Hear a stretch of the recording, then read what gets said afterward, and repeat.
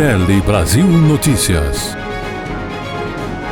Olá, está começando a sua edição semanal do Jornal Tele Brasil Notícias, sempre com as informações na medida certa e feita especialmente para você. Estaremos abordando nesta edição a tramitação no Senado do novo Código Civil, que poderá mudar as atuais regras sociais nos condomínios. Falaremos também sobre a Assembleia Legislativa aqui de São Paulo, que aprovou uma lei que regulamenta o mototaxista no estado de São Paulo. E estaremos falando também de turismo, a cidade de São João, que reforça a tradição junina em Pernambuco. Tudo isso e muito mais nesta edição do Jornal Tele Brasil Notícias. Então, vamos a ela. No ar.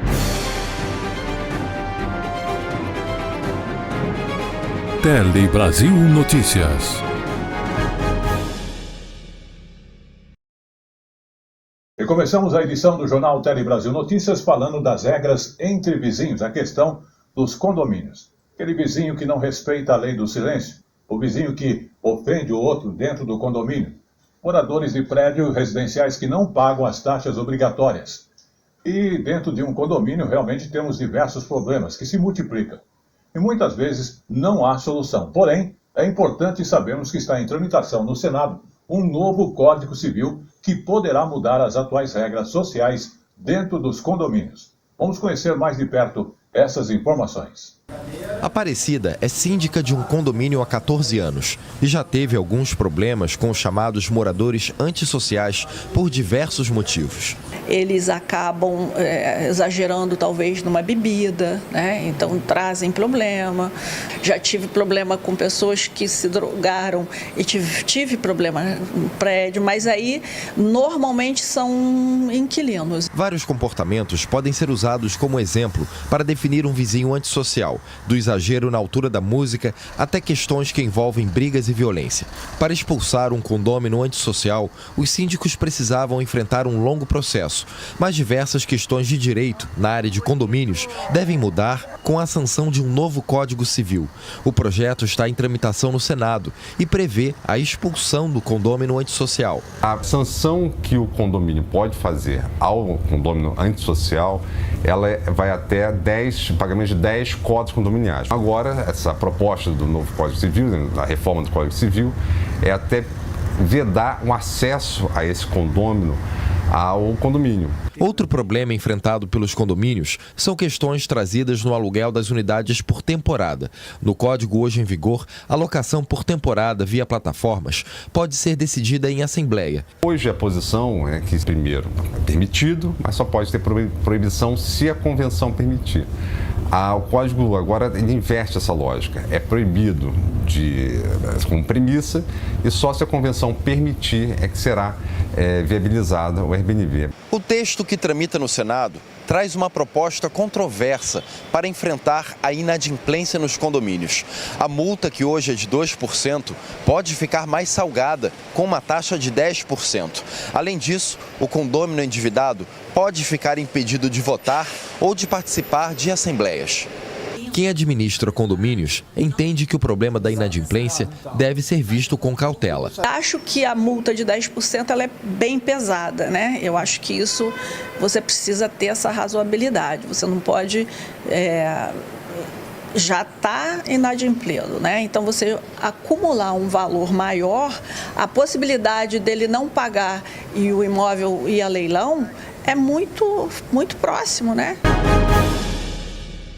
Vamos agora também falar da Câmara dos Deputados, que aprovou o projeto de lei que altera a tabela mensal do imposto de renda e garante a isenção para quem recebe até 2 salários mínimos. A regra vale a partir, então, de maio de 2025, está valendo, então, retroativa, para as pessoas que ganham até 2 salários mínimos. Vamos observar esta informação também. A Câmara dos Deputados aprovou o projeto de lei que altera a tabela mensal do imposto de renda e garante isenção para quem recebe até 2 salários mínimos. A regra vale a partir de maio de 2025. Vamos falar agora de saúde e a questão do teste do pezinho. Sim, o teste do pezinho que é feito em recém-nascidos até o 5º dia de vida é uma coisa essencial para prevenir e tratar uma série de problemas que crianças possam ter em seu desenvolvimento. No dia 26/6, o Ministério da Saúde anunciou, inclusive, uma ampliação do número de exames feito a partir do teste do pezinho na rede pública. Então, vamos saber com mais detalhes estas informações. A coleta rápida de poucas gotas de sangue que pode salvar vidas. A Elisa foi diagnosticada com fenilcetonúria, uma doença rara que pode causar distúrbios neurológicos. Graças ao teste do pezinho, ela já começou o tratamento. É importante que a gente vá atrás, caso não tenha, nas maternidades, e é fundamental para os pequenos crescerem e desenvolverem bem. Aqui na cidade de São Paulo e também em Brasília e em Minas Gerais, o teste do pezinho oferecido pela rede pública já detecta mais de 50 doenças em recém-nascidos. Com o anúncio da reestruturação do Programa Nacional de Triagem Neonatal, a detecção dessas doenças será ampliada para outros locais do país. Essa reestruturação significa 30% de aumento dos recursos que o Ministério da Saúde aplica no programa, não apenas mais recursos, mas uma nova estratégia para buscar ajudar estados que ainda não conseguem fazer todos os tipos de exames que a gente tem disponível no teste do pezinho. Hoje, a cobertura do teste do pezinho é de 82% do país. A meta é chegar a todos os recém-nascidos. A detecção precoce de doenças permite que crianças como a Melissa, diagnosticada com atrofia muscular espinhal, recebam tratamento antes mesmo de manifestarem sintomas. Aí, conforme foi detectado precoce, ela conseguiu todo o tratamento, tomou medicação, tem os acompanhamentos, anda, fala, corre, vai pra escolinha, faz tudo que uma criança normal pode fazer. Vamos agora também falar ainda dos planos de saúde. A ANS, Agência Nacional de Saúde Suplementar, acabou estipulando na semana passada o teto para o reajuste máximo dos planos de saúde individuais e familiares. O aumento, porém, será menor do que aconteceu em 2022 e deve alcançar cerca de 8 milhões de pessoas. Vamos observar. Beneficiária de um plano de saúde familiar, a design de interiores Juliane Vargas teve que mudar de plano no começo deste ano. Além do aumento anual autorizado pela Agência Nacional de Saúde Suplementar, o contrato dela foi reajustado pela mudança de faixa etária. Com os custos pesando no orçamento mensal, ela resolveu contratar um mais barato. Acaba que você tem aquele médico preferido, né? E você acaba pagando particular, porque ele não está no plano. E você faz só o exame ou então um procedimento que tem que fazer pelo plano, uma internação. Este ano, a ANS autorizou um reajuste máximo de 6,06% nos planos individuais e familiares entre maio de 2025 e abril de 2026. É o menor reajuste desde 2022, quando esse índice ultrapassou os 15%. Em 2024, segundo a agência, os planos de saúde registraram lucro líquido superior a 11 bilhões de reais, aumento de 271% em relação a 2023.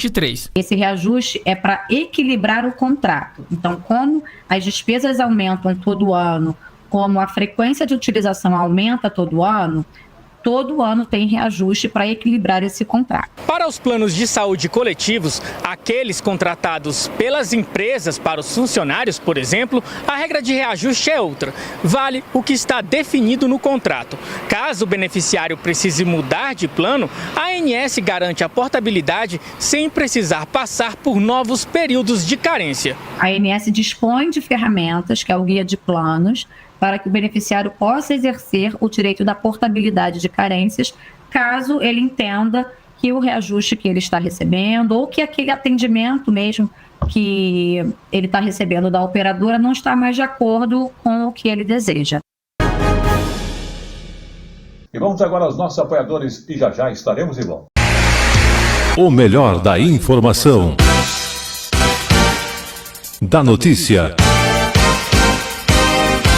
está aqui.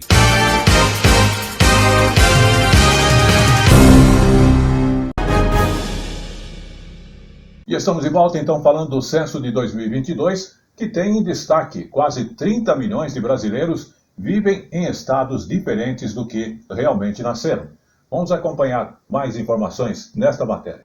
De acordo com dados do Instituto, em 2022, São Paulo tinha o maior número de não naturais residindo no estado, 8,6 milhões de pessoas oriundas de várias regiões. Por outro lado, 2,9 milhões de paulistas moravam em outros estados. Bahia e Minas Gerais foram os estados que mais perderam moradores, com 3,4 e 3,5 milhões de pessoas, respectivamente, vivendo em estados diferentes de seus locais de nascimento. Quando analisados os dados por região, o Nordeste é a região que mais teve pessoas se mudando. Mais de 10 milhões de nordestinos se mudaram principalmente para o Sudeste.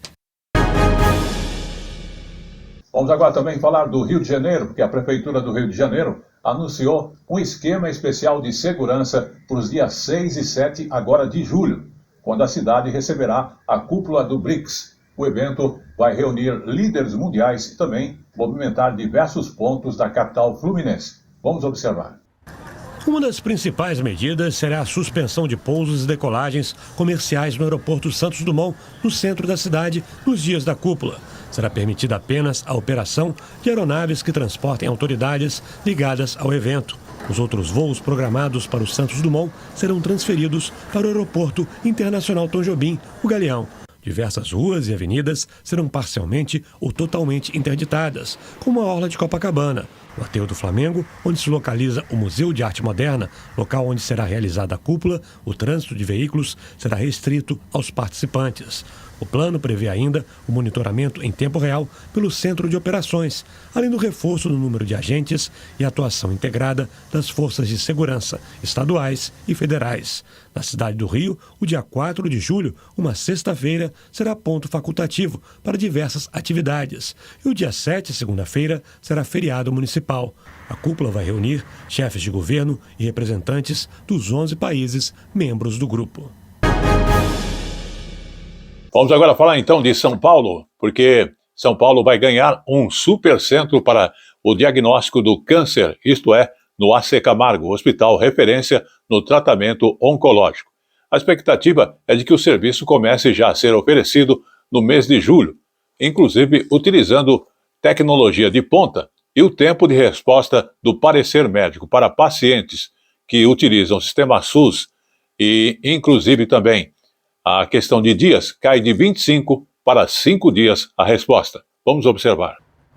Para quem trata um câncer, o tempo conta. Aumentar a capacidade de diagnóstico precoce na rede pública e permitir tratamento no tempo certo é o que a entrada do AC Camargo no SUS pode fazer. Referência em oncologia para todo o país, passou a integrar um rol de hospitais filantrópicos de excelência, fortalecendo diagnóstico e tratamento. O AC Camargo realiza hoje cerca de 270 diagnósticos de câncer por dia. Com a entrada no SUS, a expectativa é ampliar este número para até 400 mil ao ano. É a metade dos diagnósticos necessários para novos casos de câncer no Brasil. Mais de 700 mil ao ano. Aqui no Laboratório de Patologia do Centro para Diagnóstico do Câncer do AC Camargo, amostras são recebidas e analisadas. Por meio da telepatologia, os diagnósticos do AC Camargo poderão ser estendidos via SUS para todo o país. É o Supercentro de Diagnósticos.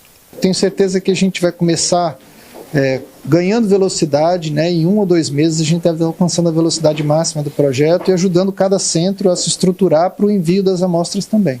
A entrada do AC Camargo representa ainda a ampliação do PROAD, o Programa de Apoio ao Desenvolvimento Institucional do SUS. É uma das maiores parcerias público-privadas do país na área da saúde. Foi criado em 2009 e já beneficiou mais de 5 milhões de pessoas. O AC Camargo passa a ajudar definitivamente o Sistema Único de Saúde, já tem um histórico de colaboração com o Sistema Único de Saúde, mas nesse momento, com o projeto PROAD, é fazer um grande projeto nacional que vai reduzir o tempo de espera para o tratamento do câncer. Vamos agora falar então dos mototaxistas, porque a Assembleia Legislativa de São Paulo aprovou uma lei que regulamenta o mototaxista no estado. A norma foi sancionada no dia 24 agora de junho pelo governador Tarcísio de Freitas e dá poder a cada município do estado de São Paulo para autorizar ou não o serviço e serve também como a regulamentação base para a questão dos mototaxistas. Com a lei, essa lei diz aí que a autorização do serviço fica a cargo de cada município que tem autonomia para decidir se permite ou veta o transporte remunerado de passageiros por motocicletas.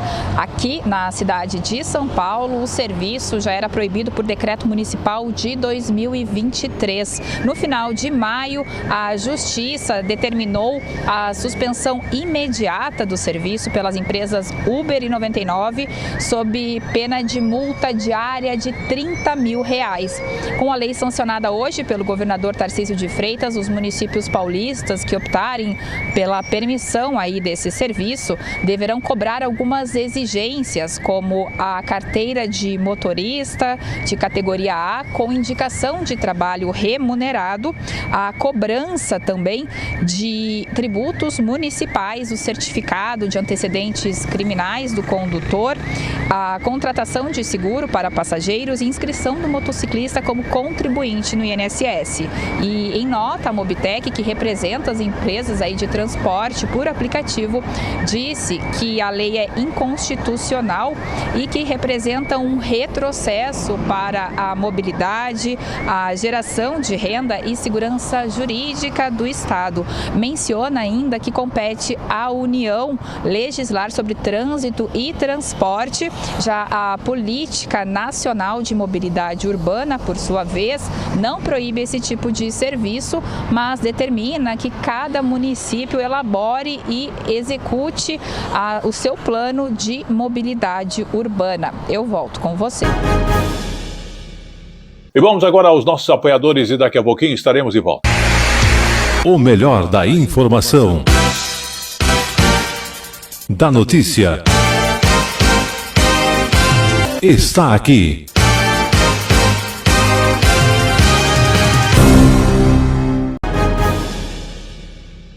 Estamos de volta agora falando da vacinação, porque de acordo com o Anuário de Vacina BR, produzido pelo Instituto Questão de Ciência, em 2023, menos de 32% dos 5.570 municípios existentes aqui no Brasil conseguiram cumprir a meta de cobertura para 4 vacinas consideradas, inclusive, prioritárias.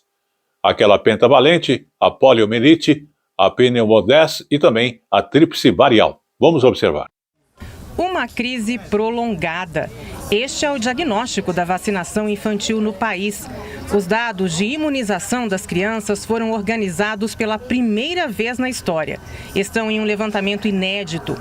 O Anuário Vacina BR analisa números de 2000 a 2023 e mostra uma trajetória de declínio a partir de 2015. Em 2023, nenhuma das vacinas infantis atingiu as metas de imunização nos estados, onde vivem 80% dos brasileiros. Há meio século, o Brasil tem um programa nacional de imunizações, um dos maiores do mundo. Nesses 50 anos, as vacinas evitaram a morte de mais de 150 milhões de crianças, a maioria menores de 5 anos. Apesar disso, a procura pelos imunizantes só tem diminuído. O anuário é um primeiro passo para orientar políticas públicas e tentar responder a esta e a outras questões. Uma vez que uma pessoa vai buscar um imunizante e não tem no posto, dificilmente ela vai retornar. A gente pode ter horários alternativos e ampliados para que as mães, principalmente, que são as principais pessoas que levam, não necessariamente têm horário disponível nos horários que os postos estão disponíveis. O estudo mostra que as taxas mais altas de abandono estão entre as vacinas que exigem mais de uma dose. No caso da tríplice viral, que protege contra sarampo, cachumba e rubéola, por exemplo, todos os estados cumpriram a meta de 95% de cobertura para a primeira dose em 2014. Mas em 2023 foram apenas 4. Tudo isso abre brechas para o retorno de doenças já controladas. A pessoa que tomou a primeira dose não é uma pessoa desconfiada de vacina. O que quer dizer que não ter tomado a segunda e a terceira é um problema que pode ser circunstancial, é um problema que não lembrou, um problema que não entende direito como é que funciona o esquema de imunização. Luísa veio com a bisavó e com a camisa do time do coração. Precisou de coragem para as picadinhas contra a gripe e a febre amarela. Eu já tomei a minha todinha, não tem nenhuma atrasada, só ela que estava faltando. Com a ajuda da mãe, Kaique não viu nem sentiu e já estava protegido. É importante tomar vacina, porque se não tomar vacina, fica doente, não melhora, fica ruim. Eu achei a vacina sempre importante. E a carteirinha dele está toda em dia? Toda em dia, sempre. O Ministério da Saúde informou que reverteu a tendência de queda nas coberturas vacinais após quase uma década de retrocesso. No ano passado, o Brasil saiu da lista dos 20 países com mais crianças não vacinadas no mundo. Além disso, recebeu a recertificação de país livre do sarampo. Estados e municípios receberam 150 milhões de reais por ano para fortalecer as ações regionais, o que ajudou a aumentar a cobertura de 13 vacinas. Vamos agora então falar também da questão dos azeites utilizados em nosso lar, que diversas marcas de azeite estão sendo retiradas do mercado, justamente por estarem fora das condições para vendas. A questão aqui, vamos até abreviar essas informações, que é o azeite de oliva, ou seja, o produto em si. Inclusive, ressaltando que a fiscalização do Ministério da Agricultura conta com o apoio de pesquisadores da Unicamp. Agora, você realmente sabe aí nos dizer e ter certeza de que está tudo certo com o azeite que você costuma comprar? Vamos descobrir nesta reportagem da TV Unicamp. Ele tem cor de ouro, é encorpado e traz um sabor marcante. O azeite de oliva, tesouro do Mediterrâneo, atravessou oceanos e conquistou espaço na mesa dos brasileiros. Ganhou fama de aliado da saúde e, pouco a pouco, virou queridinho das saladas, das massas, dos pratos mais elaborados. O azeite nacional tem aroma complexo e sua qualidade depende de muitos fatores, da variedade da azeitona ao solo, do clima à forma de armazenamento.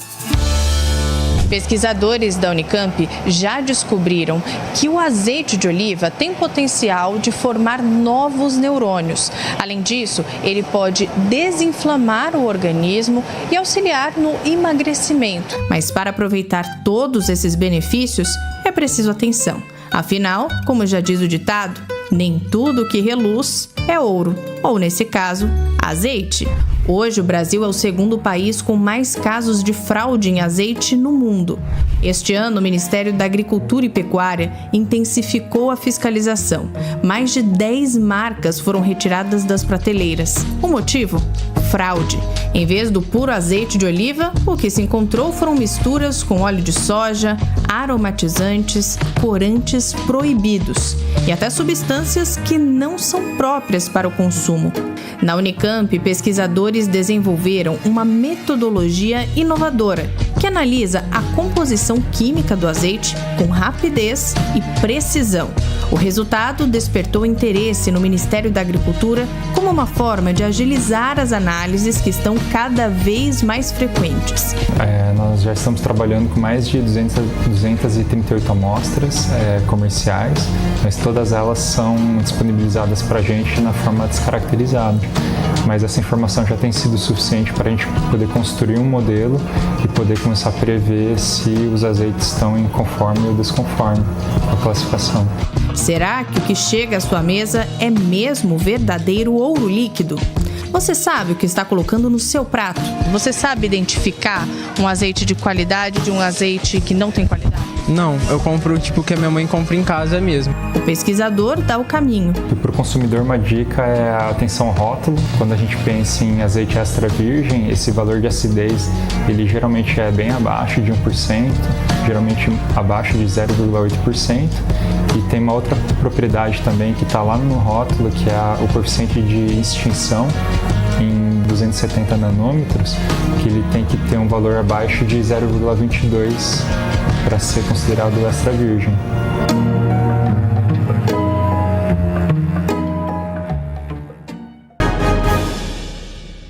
Vamos falar agora da questão dos estrangeiros no país, porque depois de décadas voltou a crescer o número de estrangeiros que vêm aqui no Brasil. Inclusive, os dados são do censo de 2022, divulgado agora no dia 27 de junho pelo IBGE. Houve um crescimento intenso de imigrantes vindo de principais principalmente aqui da América Latina. Vamos observar. O Brasil vive uma onda migratória nos últimos tempos. Há 15 anos, o país contava com menos de 600 mil estrangeiros e naturalizados. Em 2022, o censo mostra que esse número passou de 1 milhão, mais de 70% de crescimento. Sandra Gordon é chilena e mora há muitos anos no Rio de Janeiro. Alguns de seus parentes tiveram que sair do país natal para fugir da ditadura chilena. Mas no caso dela, foi por escolha. Ela veio pela primeira vez em 2005 e se encantou por uma das grandes paixões dos brasileiros. Eu não conhecia carnaval, me convidaram e me entregaram uma fantasia, desfila. Tá bom. Aí teve essa experiência incrível, que eu acabei chorando na apoteose, emocionada, e eu falei para mim, nunca mais vou parar de fazer isso. E nunca mais parei. Nos anos de 1960, viviam no Brasil mais de 1.400.000 moradores vindos de outros países. Esse número veio caindo até 2010. Depois, a tendência se inverteu e voltou a crescer. Esses dados são do último censo, mas de acordo com informações mais recentes do governo brasileiro, a quantidade de estrangeiros no país já passou de 2 milhões. Um dos motivos para esse crescimento é a chegada recente dos venezuelanos no Brasil. Em 2010, eram cerca de 3 mil pessoas. Em 2022, mais de 270 mil. Os bolivianos mais que dobraram de tamanho por aqui, de menos de 40 mil para 80 mil. Os haitianos, que não chegavam a 60 pessoas, em 2022 ultrapassaram os 57 mil. Os europeus fizeram um movimento contrário. Eram mais de 260 mil e foram para pouco mais de 200 mil em 2022. Dentro desses números estão histórias de refugiados que vieram para cá fugindo de crises e situações difíceis nos seus países, mas também de gente que veio para cá ficar perto da família, trabalhar, estudar e também curtir a vida no Brasil. Lá no Chile, pelo clima onde moramos no Santiago, tudo mais fechado, lugares interiores, as amizades, sempre mais um grupo mais fechado, pelo mesmo, né? Aqui não, aqui é uma abertura, tem eventos aqui muito democráticos, carnaval, que evento mais democrático que isso? Entendeu? E isso eu acho que é um ganho enorme, é uma coisa que só vocês têm aqui. Vamos voltar a falar então de saúde, porque o governo federal lançou uma nova etapa do programa Agora Tem Especialistas, que vai destinar aí 2 bilhões de reais por ano para ampliar o atendimento especializado no Sistema Único de Saúde, o SUS. Grande novidade é que os hospitais privados e aqueles que são filantrópicos poderão trocar parte de suas dívidas que acabam possuindo com a União por serviços prestados gratuitamente à população. Vamos observar. Os serviços incluem consultas, exames e cirurgias em áreas com alta demanda. A proposta funciona assim: o hospital se compromete a realizar os atendimentos, que serão monitorados e avaliados pelo Ministério da Saúde. Só depois é que o valor equivalente será abatido da dívida a partir de janeiro do ano que vem. O desconto varia conforme o tamanho da dívida. Quanto menor o valor devido, maior o percentual que poderá ser trocado por atendimentos, podendo chegar a 50% do que é devido à União. Hospitais que não têm dívidas tributárias também poderão participar, acumulando créditos que servirão para abater impostos no futuro. A adesão poderá ser feita até 5 dias úteis após a publicação das portarias no Diário Oficial e os primeiros atendimentos devem começar em agosto. A medida também prevê uma produção mínima mensal de atendimentos equivalentes ao valor de R$100 mil por hospital ou R$50 mil em regiões com menos instituições. A distribuição dos créditos será feita por região, buscando garantir maior equilíbrio no acesso à saúde em todo o país. E vamos agora aos nossos apoiadores. O melhor da informação, da notícia, está aqui.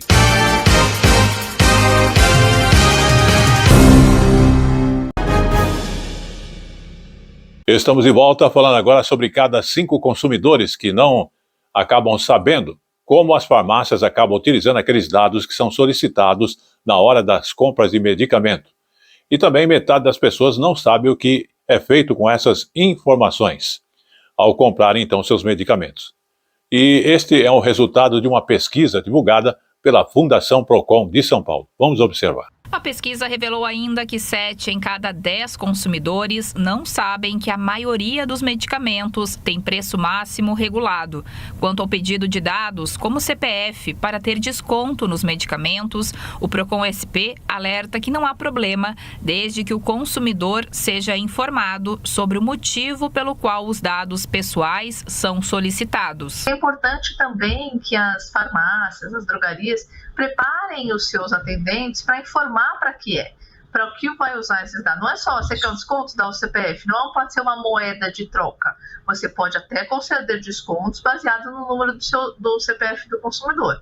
Mas o item 1 tem que ser facultativo, eu não posso vincular uma coisa a outra.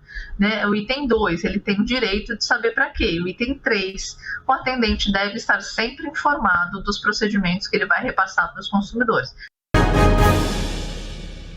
E chegou agora no Tele Brasil Notícias o nosso Momento Jurídico. O Momento Jurídico de hoje aborda a questão das plataformas de criptomoedas, que respondem objetivamente por fraudes em transações de clientes. Vamos acompanhar mais de perto este caso. Quarta turma do Superior Tribunal de Justiça decide que plataformas de criptomoedas respondem objetivamente por fraudes em transações de clientes. De acordo com o processo, o cliente de uma plataforma de criptomoedas estava transferindo uma fração de bitcoins para a conta de outra corretora, quando aconteceu uma falha no sistema. Com isso, desapareceu uma parte dos bitcoins em valores equivalentes na época a R$200 mil. Segundo o usuário, essa falha estaria relacionada ao mecanismo de dupla autenticação, que exige login, senha e validação por e-mail. Ele argumentou que essa validação não foi realizada na transação fraudulenta. No juízo de primeiro grau, a empresa foi condenada a devolver o valor e a pagar R$10 mil por danos morais. No entanto, ela reverteu a decisão no Tribunal de Justiça de Minas Gerais, ao alegar que a fraude ocorreu por uma invasão hacker no computador do usuário e não por falha no sistema. No STJ, a quarta turma deu provimento ao recurso especial do usuário para reconhecer a responsabilidade da plataforma pela falha no sistema. A ministra relatora Isabel Galotti citou a súmula da Corte que consolidou o entendimento de que as instituições financeiras respondem objetivamente pelos danos gerados por fortuito interno relativo a fraudes e delitos praticados por terceiros no âmbito de operações bancárias. A ministra ainda verificou que, no caso, não foram produzidas provas de que o usuário tivesse liberado informações pessoais para terceiros de maneira indevida ou que houvesse confirmado a operação contestada por e-mail.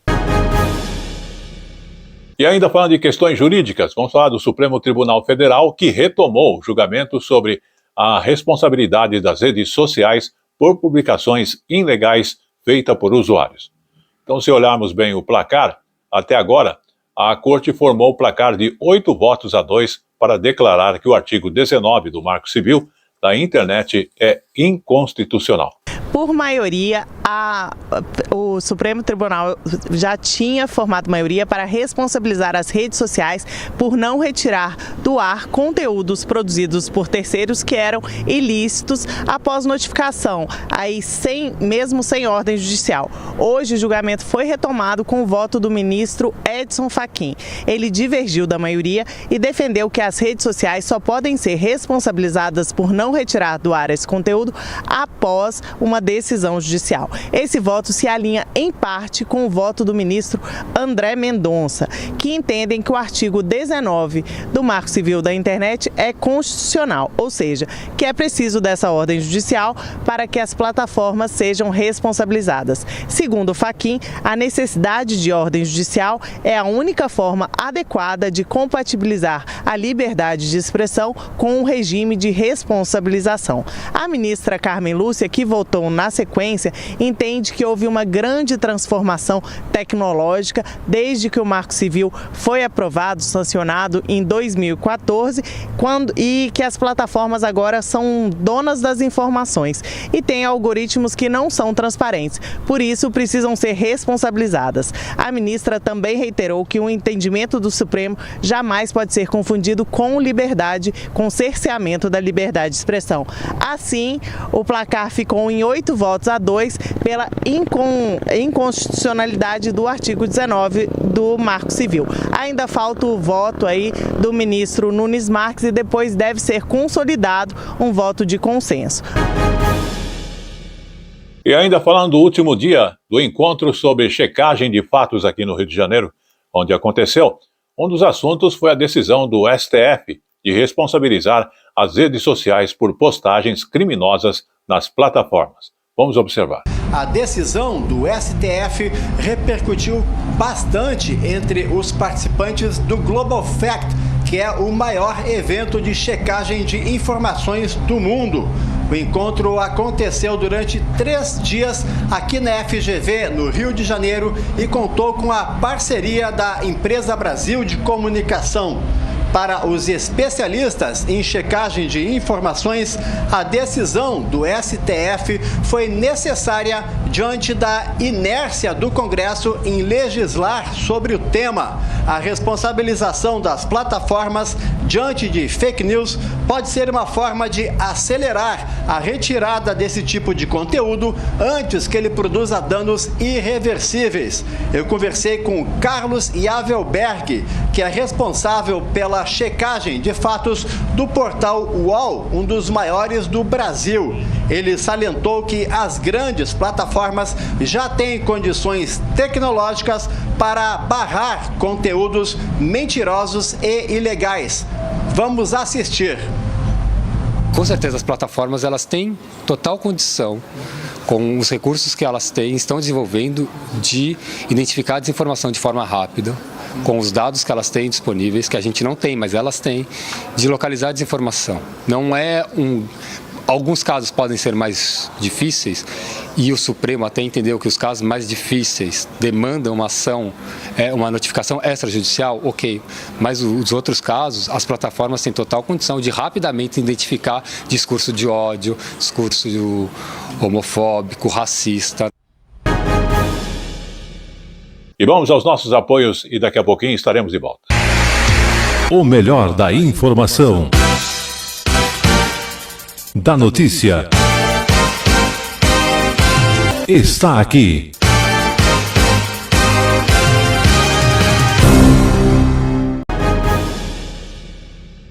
Estamos de volta falando que no último dia do Global Fact, o maior evento de verificação de fatos do mundo, foi lançada uma ferramenta que é inclusive global de inteligência artificial para combater a desinformação. Vamos observar. Uma realidade que já faz parte do nosso cotidiano. Capaz de imitar vozes e rostos com perfeição, a inteligência artificial está revolucionando o mundo e abrindo um perigoso espaço para a desinformação. O tema foi abordado no 3º dia do Global Fact, maior evento de checagem de fatos do mundo, que tem a FGV Comunicação do Rio de Janeiro como anfitriã. Durante o encerramento do Global Fact, foi lançada uma plataforma que utiliza inteligência artificial para ajudar o público a reconhecer informações falsas. Uma parceria entre organizações de 60 países e disponível em 10 idiomas, incluindo português. Os checadores, eles precisam estar onde o problema da desinformação está. E a gente já consegue detectar que na inteligência artificial há desinformação ou a desinformação às vezes é produzida pela IA. Então é indispensável e urgente que os checadores ocupem esse campo. Esta especialista em comunicação considera importante a cooperação entre os checadores de diferentes países. Ferramenta que pode ser útil contra as fake news no Brasil nas eleições presidenciais que se aproximam em 2026. Para 2026, a gente obviamente vai ter mais desinformação e vai ter mais uso de inteligência artificial, mas ao mesmo tempo também a gente está usando a inteligência artificial para pensar em como garantir a democracia, garantir as eleições eleições livres e garantir que as pessoas tenham acesso à informação de qualidade. Mas checadores defendem uma maior regulamentação pelas autoridades. Além da plataforma, vários esforços estão sendo feitos para o desenvolvimento de ferramentas que ajudem a informar ao usuário e aos checadores que um áudio ou vídeo foi adulterado, por exemplo. A gente precisa que as autoridades entendam que se a gente não tiver algum tipo de regulamentação que exija, né, a indicação de que algo foi artificialmente criado, a gente corre um risco enorme, né? A coisa está ficando cada vez mais difícil de checar. Vamos agora falar então de educação e a preservação do meio ambiente. Aqui em São Paulo, 12 parques estaduais viraram uma espécie de sala de aula ao ar livre. Inclusive, alunos da rede pública e que estão no ensino fundamental e médio estão indo justamente à natureza, aos parques e aprendendo a preservar e a recuperar o meio ambiente. Vamos observar. Alguns desses estudantes do 5º ano estavam plantando uma muda pela primeira vez. Quando crescerem, elas devem se tornar árvores nativas da Mata Atlântica. E você gosta de natureza? Eu amo. Muito legal e eu acho que os bichos que fazem parte da natureza eu gosto mais, mas eles são legais também, as plantas. E conta aí pra mim, como é que você fez exatamente para plantar essa árvore? Eu só rasguei o plástico que tava, aí eu peguei a árvore e coloquei aqui, aí depois eu peguei a terra e fui jogando com a pá. E já consegue plantar árvore sozinha agora? Acho que já. E bom, qual é a importância aí das árvores? Para dar casa para os animais, comida, tem algumas árvores que dão frutos e também para ajudar o meio ambiente. Os alunos também tiveram a oportunidade de conhecer um pouco mais das espécies de insetos e passear em trilhas. A ação aconteceu em 12 parques estaduais de São Paulo. Ao trazer as turmas escolares para parques como este, que fica no entorno do rio Tietê, a ideia é aproximar os estudantes da natureza e ajudar a formar a consciência ambiental dos jovens. A expectativa é que os alunos se percebam como agentes na construção de um futuro mais sustentável. Os roteiros foram estabelecidos de acordo com as faixas de idade dos estudantes, conectando as atividades ao ar livre com o currículo em sala de aula. Observando as especificidades, por exemplo, do início do fundamental, a gente tem um roteiro, final do fundamental, a gente tem outro roteiro, ensino médio a gente também tem. E aí a gente quer estimular, por exemplo, no ensino médio, que os jovens já tragam soluções socioambientais para a gente preservar, restaurar, olhar, por exemplo, que a gente mapeou nas nossas unidades de conservação, 38 mil hectares passíveis de restauração. Tem também de festas juninas que aconteceram, né? E o que elas trazem de importância para os locais onde houve realmente essas festas. Que aconteceram no Brasil, né? E, inclusive, nós vamos falar de Tocantins, onde os festejos juninos atraem multidões às arenas com concursos, inclusive de rainhas e apresentações musicais na capital Palmas. Os elementos que acabam lembrando o sertão e acabam enriquecendo o evento para que os visitantes tenham uma experiência cultural mais do que completa. Vamos observar. Em Gurupi, no sul do estado, o Arraiá da Amizade deu início aos festejos juninos.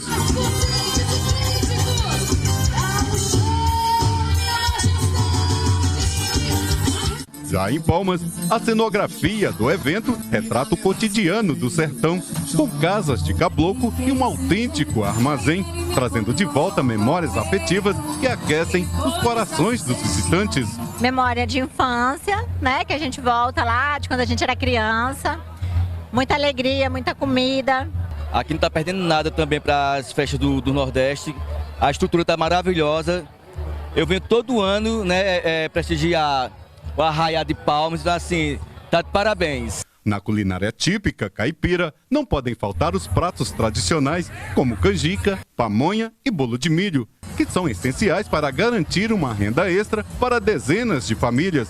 A expectativa de boas vendas durante a festa é animadora. Que bom que nós tivemos essa oportunidade de estar aqui hoje no Arraial da Capital, vendendo. São 33 anos, o Arraial da Capital se consolidou como uma das principais festas de Palmas. A programação, que vai até domingo, inclui apresentações de grupos juninos e shows musicais. Acaso você diz que sonho um dia ser feliz e se falar.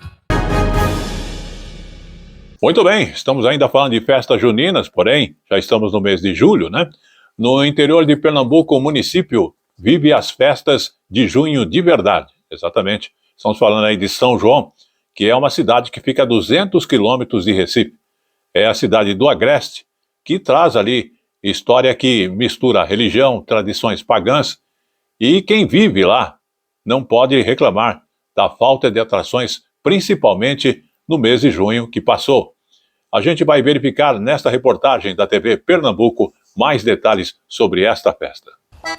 São João está no agreste pernambucano, a uma distância de 206 quilômetros do Recife. O município já foi distrito de Garanhuns, mas conquistou a emancipação em 1958.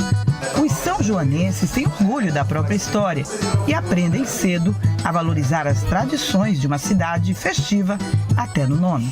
O nome São João da cidade remete mais ao nosso padroeiro. Então, assim, a gente tem diversos eventos voltados a isso. A gente também tem agora no mês de junho cavalgada, trilha, enfim. É uma cidade com bastante entretenimento. O professor de História explica que São João vai além das festividades juninas. Tem importância econômica na região graças à agricultura. Uma riqueza que começou muito tempo atrás. Ocorreu um fator histórico muito importante para o desenvolvimento do município, que é a chegada da linha férrea Sul-Pernambuco. Naquele momento, São João acaba entrando no fluxo econômico da região. Então, com o passar do tempo, São João vai se desenvolvendo economicamente. No ano de 1958, mais exatamente no dia 25 de novembro, São João se torna município e se separa de Garanhuns. O nome do município surgiu a partir de uma capela em homenagem ao santo. Hoje, São João Batista tem uma igreja e muitos fiéis. Em São João, a tradição religiosa fala mais alto. Existe uma forte devoção ao santo padroeiro e nessa época, é claro, as homenagens se intensificam. Tem novenário, tem missas, tem procissões, tem também a tradicional queima da fogueira. Nesse caso, uma fogueira bem grande, de 11 metros, que é acesa em frente à igreja de São João Batista, essa aqui onde nós estamos. A partir daí, se junta o profano ao sagrado nas comemorações. O reizado é uma tradição natalina que em São João entra nas festividades juninas. Eu nasci e me criei nessa vida e o que meu pai deixou para mim é o que eu estou levando. Está dando certo. Passando para o meu bisneto, para neto, filho e tudo. Também estão inseridos nos festejos os bacamarteiros, que costumam celebrar os santos com salva de tiros. Eu sou a terceira geração de bacamarteiros, né? A gente faz esse trabalho não deixando morrer, né? Não deixando no anonimato essa cultura de bacamarteiro que é tão rica, tão bonita aqui para o nosso município.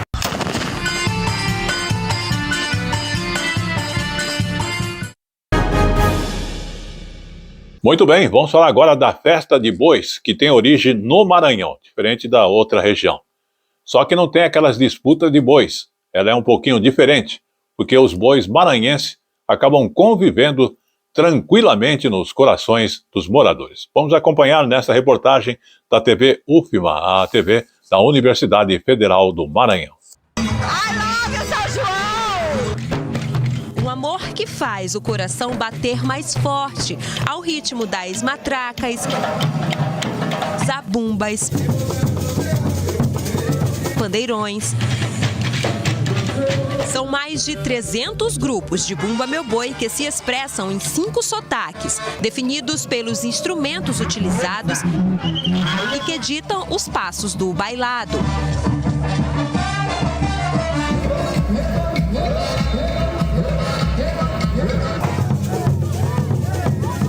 Cada grupo capta capricha nos bordados e brilhos dos personagens que contam o alto do Bumba Meu Boi, como Catirina, Pai Francisco e os famosos casumbás.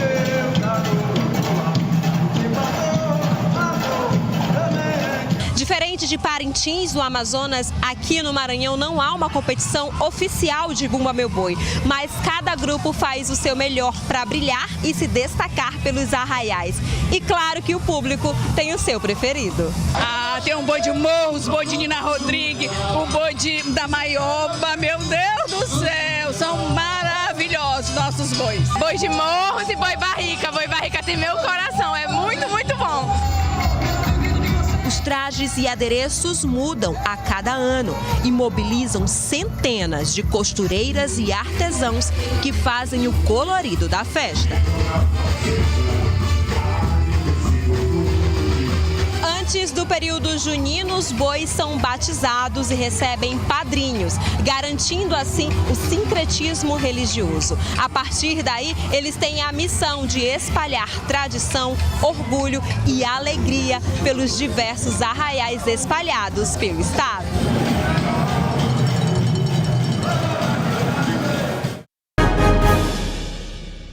E como eu falo sempre, tudo que é bom dura pouco, e o Jornal Tele Brasil Notícias está chegando ao seu final, agradecendo a sua audiência aqui no Brasil e também em outros países.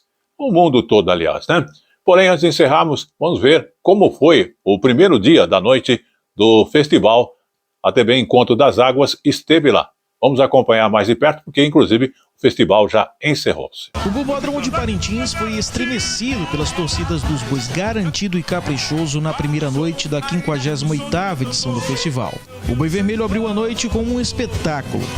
Toadas históricas como a Lamento de Raça retrataram a luta pela Amazônia de guerreiros como Chico Mendes, Tuiré Caiapó, o poeta Tiago de Melo e Tchai Suruí.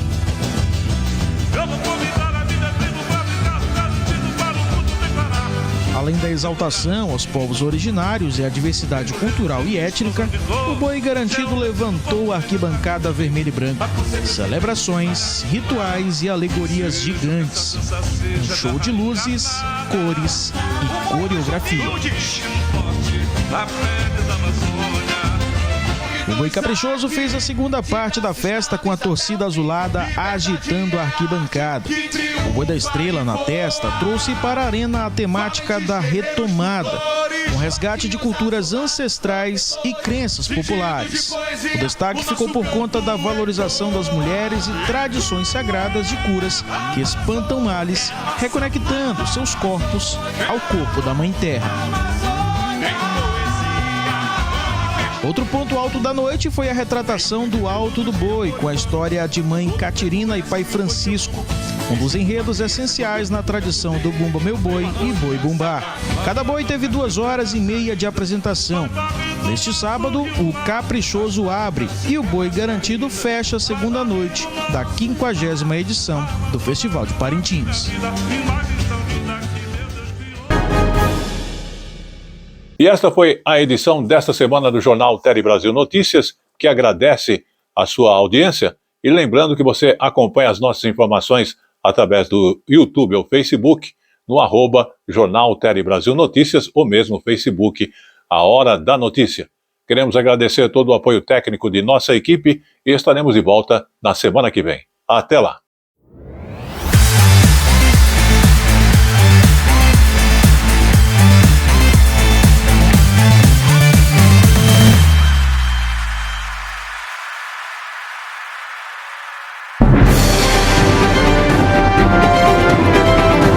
Tele Brasil Notícias.